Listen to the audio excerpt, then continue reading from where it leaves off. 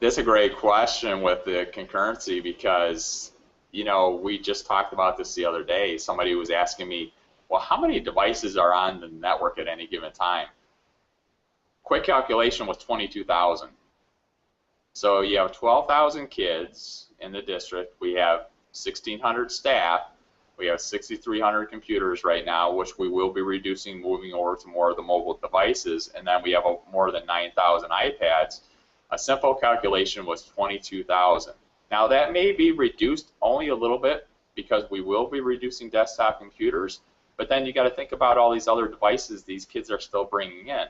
So at any given time, a snapshot in time to us would look like a minimum of 22,000 concurrent connections. So we not only have to look at it from a network planning capacity standpoint, but can our equipment also handle the throughput needed to support all those connections? So I think that's just as critical in any network, that you really have to look at where those bottlenecks could be, because the more access, the more traffic you have on that network, you can have the largest pipes you want, but if you don't have the equipment to support it also on the edge and internally in your IDF closets or your MDFs, then you're going to have a bottleneck there, and it's not going to be a good experience.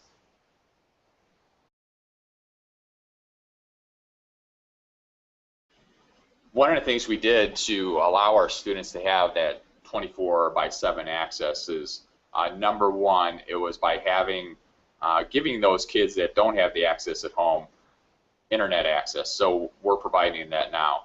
Another thing was we built out our own cloud infrastructure. So we have a private cloud we built out 2.5 years ago.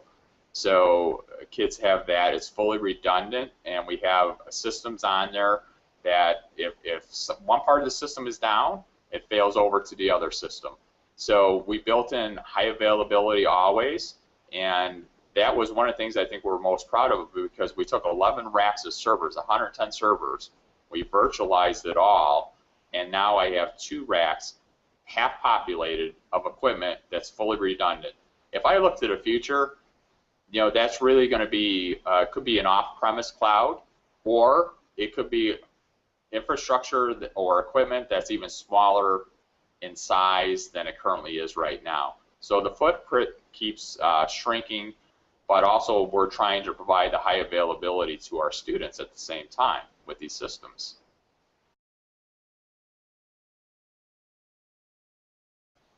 We're in a suburban area, so not the most ideal scenario. However, kids have access to the Starbucks, the McDonald's, the different places that provide the Wi-Fi. So they do have opportunities to go and hang out with their friends, or do some studying off-site. They certainly have the capability to do that in our area. Now, some of the drawbacks of that are there are some large highways that they have to cross. So they just have to be safe when they are making that commute back and forth from different places. And one of the things I'll say too is we've set up our wireless infrastructure, and we've encouraged students to come to school. They can sit in our parking lots and access our wireless. So if you don't have access somewhere, they always have a place to go to school. Even if the school wasn't open at a specific time, say it's 10 o'clock at night and they wanted to get something done, they could come outside the school, whether it be from a friend driving them in a car or whatnot, or their parents driving them over, and then they could access the network right from school.